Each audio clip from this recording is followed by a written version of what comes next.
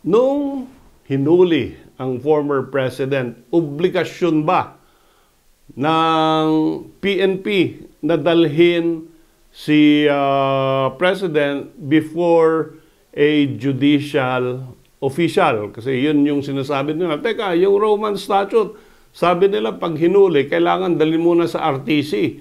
At yung RTC mag-i-issue ng warrant of arrest. Tama po yan kung miyembro tayo ng ICC. Di ba, nag-withdraw na tayo noong 2019. So how can you now invoke yung provision na yon ng Roman Statute? Hindi naging obligasyon. Pangalawa, ang sabi ng Roman Statute, present the accused before any judicial authority. Dito sa Pilipinas, pag sinabi nating judicial authority, kala natin korte. Doon sa Roman Statute, ang judicial authority pwedeng piskal, pwedeng prosecutor, hindi necessarily korte.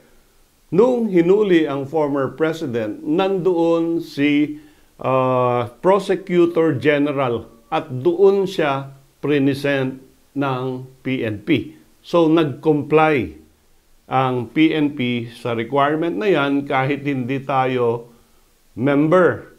Section 59, Article 59 of the Roman Statute, illegal daw yung arrest because hindi dinala sa proper judicial authority. Under again the Roman Statute, dapat talaga dalhin yan. Pero what is the purpose? Number one, para tignan kung ito yung tao na hinahanap ng ICC. Pangalawa, kung tama yung proseso ng pag-aresto. And pangatlo, kung ang karapatan niya was respected. All this was determined by the Prosecutor General. No? Hindi korte talaga ang interpretation.